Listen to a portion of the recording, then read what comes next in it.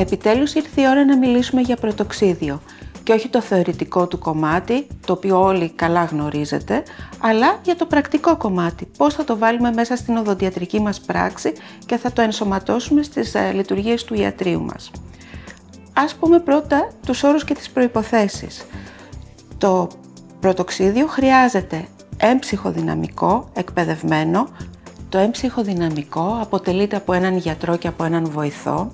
Αυτοί οι δύο θα πρέπει να έχουν επιστοποιηθεί για γνώση πρώτων βοηθειών σε επίπεδο ILS από την Ευρωπαϊκή Ακαδημία Ανάνυψης και θα πρέπει να έχουν ολοκληρώσει τα course πιστοποίησης παρόχων πρωτοξιδίου του αζότου ο γιατρός και αντίστοιχα ο βοηθός. Όταν αποκτήσουν αυτές τις πιστοποίησεις θα τα καταθέσουν τα χαρτιά στην Ελληνική Οδοντιατρική Ομοσπονδία και θα πάρουν την αντίστοιχη βεβαίωση όπου θα λέει ότι είναι πιστοποιημένοι πάροχοι πρωτοξιδίου του αζότου.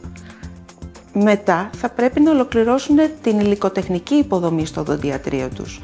Θα πρέπει να υπάρχει ένας χώρος ο οποίος θα αερίζεται καλά και με πιστοποιημένα μεσή μηχανήματα θα πρέπει να εξοπλίσουν επιπρόσθετα την ήδη υπάρχουσα υποδομή του οδοντιατρίου.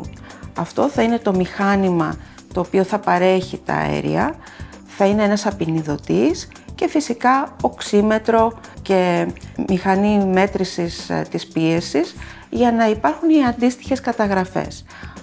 Όταν ολοκληρωθούν και η αγορά αυτών των μηχανημάτων, μετά με τα πιστοποιητικά που έχουν πάρει από την Ομοσπονδία, τα καταθέτουν στον Οδοντιατρικό Σύλλογο και παίρνουν ένα αντίστοιχο με αυτό που μας δίνουν για νόμιμο οδοντιατρίο, όπου είναι μία πινακίδα εξώθυρας και γράφει ότι είναι ένα οδοντιατρίο όπου νόμιμα χορηγείται το πρωτοξίδιο του αζότου.